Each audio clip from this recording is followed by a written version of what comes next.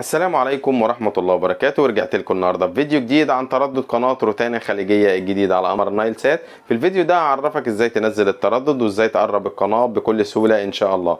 لو لسه اول مرة تشوفني فانا مصطفى ابراهيم، ولو مش مشترك في القناة يا ريت تنزل تشترك دلوقتي ويتفعل زر الجرس عشان يوصلك كل جديد.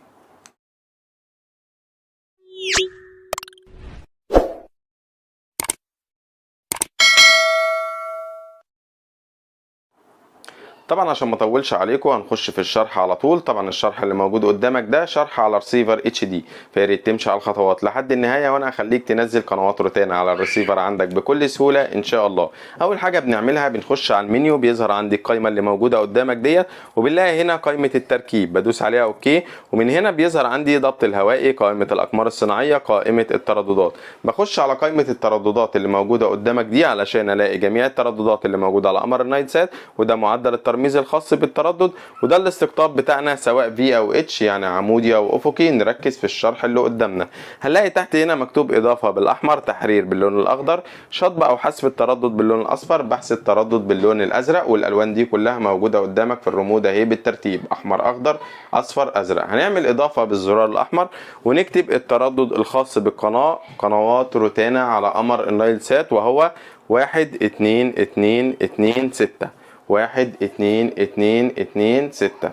وبننزل هنا على معدل الترميز بنكتب 27500، ومن هنا الاستقطاب بتاعنا بدل ما هو عمودي هنخليه افقي وبندوس اوكي. اول ما بندوس اوكي بيقول لي التردد موجود او المرسل موجود، وبينقلني على مكان التردد، والتردد جايب اشاره زي ما حضراتكم شايفين اهو، وجايب قوه اشاره يعتبر 80%. طيب بعد كده بنركز تحت هنا بنلاقي مكتوب بحث بالزرار الازرق اللي موجود قدامك ده، هنضغط ضغطه واحده عليه هيظهر عندي علامه البحث ديت. ما بغيرش اي حاجه في الاعدادات غير ان انا بدوس اوكي. اول ما بدوس اوكي مبروك علينا التردد كامل، بينزل لي قنوات روتانا على قمر النايل سات، والتردد بينزل لي 11 قناه، وبتجي لي رساله حفظ نتيجه البحث، بدوس نعم. اول ما بدوس نعم مبروك علينا التردد اللي احنا نزلناه ده، وبنلاقي القنوات نزلت عليه وشغاله بدون اي مشاكل. بلاقي الريسيفر نقل لي على القناه والقناه شغاله بدون اي مشكله. طيب بعد ما نزلنا القناه عايزين نقربها، بنعمل ايه؟ هنخش تاني على المنيو، ومن هنا نختار قائمه القناه، بدوس عليها اوكي، ومن هنا بتجيلي اداره القنوات، بدوس على القناه اللي انا عايز انقلها. نفترض ان انا عايز انقل قناه روتانا سينما اللي موجوده في التردد ده، وبروح المكان اللي انا عايز انقلها فيه. نفترض ان انا هي على رقم 6 وانا عايز انقلها هنا على رقم 1. هركز تحت هنا هلاقي مكتوب حرك باللون الاصفر او نقل باللون الاصفر اللي موجود قدامك ده.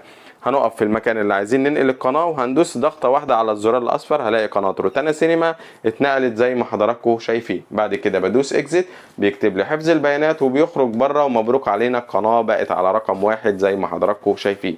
وبكده وصلت معاكم لاخر الفيديو، يا رب الشرح يكون عجبكم. ما تنسوش يا جماعه تشتركوا في القناه وتفعلوا زر الجرس عشان يوصلكم كل جديد، ولو في اي استفسار سيبولي في التعليقات وانا هرد عليكم بنفسي. واشوفكم على خير، ويا ريت كل واحد يعمل شير للفيديو ولايك للفيديو عشان يوصل لكل الناس وتخلي غيرك يستفيد. السلام عليكم.